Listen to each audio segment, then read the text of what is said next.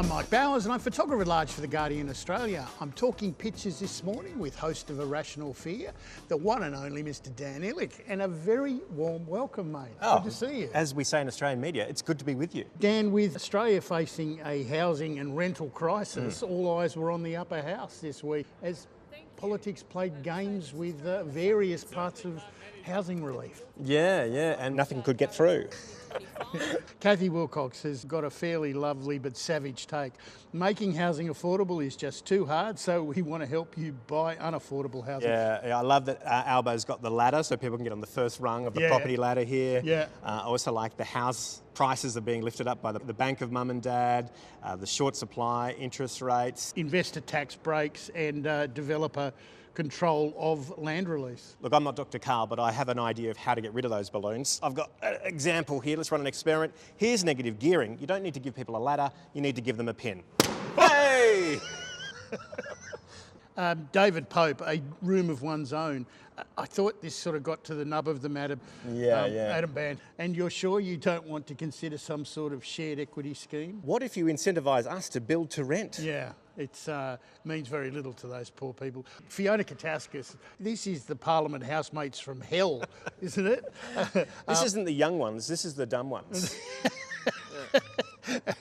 We've got Peter Dutton and Adam Band and Anthony Albanese, the PM, all sharing a house here. And Dutton's on the phone going, Band keeps banging on about the rent, Albo's refusing to speak to him, and I feel right at home. I do love the roster here. Mr. Dutton doesn't seem to be doing the bins or the bathroom or the dishes. This is the new Great Australian sitcom right here. Yeah, Unfriends. I thought Harry Bruce from the Cairns Post might have had the cartoon of the week here as the Prime Minister here is building his house of cards, Adam Band's kicking it down.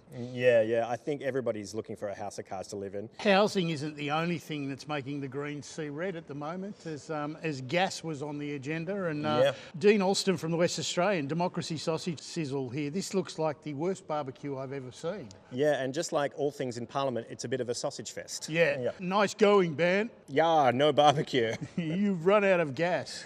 Okay, so it's kale, quinoa salad again. Think of the planet. Yeah. Come and get it. On brand. The US elections have certainly moved into some dystopian nightmare, haven't they?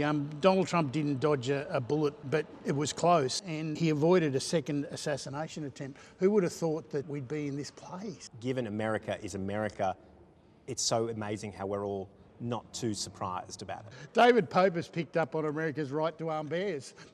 From America's cold dead fingers, which of course is what Charlton Heston yelled when he was head of the NRA. Yeah, that's right, yeah. One man, one vote. One person, one vote. Yeah. I guess we'll find out whether the pencil is mightier than the AK-47 come November. I wonder if they should replace B-2 bombers then with 2B bombers.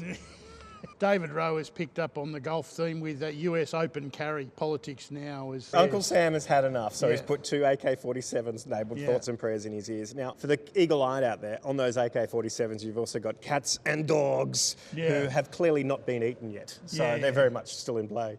I did love John Kudelka, who's, it seems like the Robodebt Royal Commission outcomes have dropped into the area of Arthurian legend. That's right, total myth.